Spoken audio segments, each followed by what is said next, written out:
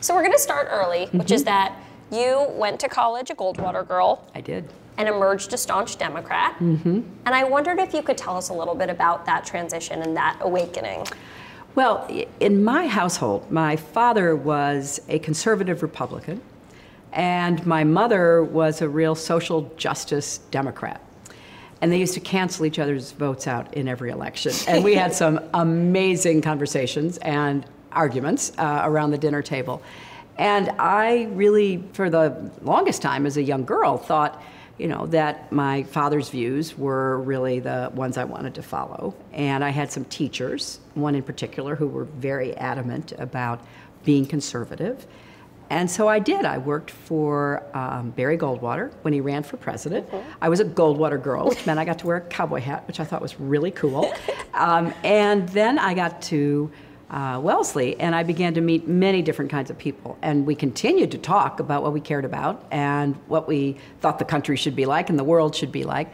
And I just found myself really evolving, moving toward a different set of beliefs. And I think that's part of what your late teens and 20s are all about. You have to decide what you really believe. And you can certainly carry with you some of the values that you've inherited, but you have to make them your own, or you have to add or subtract from them, and that's what I did.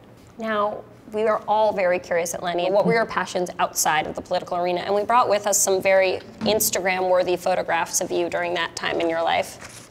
Oh my gosh, look at that. And wondered if they might. Oh yeah, look at that. Here, if you want to look at them, they might bring up some memories. Oh, they do. Well, this is me at one of my favorite places in college, which was the lake that we had on campus. I just adored it and would swim illegally every chance I got.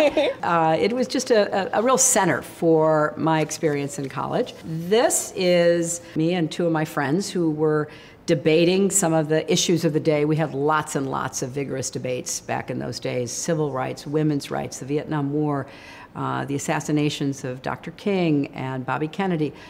The campus was often in turmoil because of things that were happening in the larger world. We were talking here, as I recall, about what we needed to do to really address racism amongst us, which was something that people didn't want to necessarily believe, but we had to recognize we were part of the larger society. We had to do our part.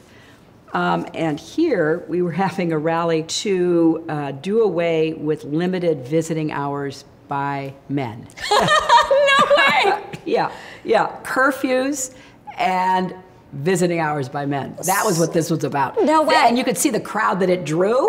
I mean, these were people who really knew what they wanted, and we were vigorously, contesting the administration that basically, wanted to keep doing things the way they had done them for, 100 years. So that counts as a non-political interest. Oh, well, it was a personal interest.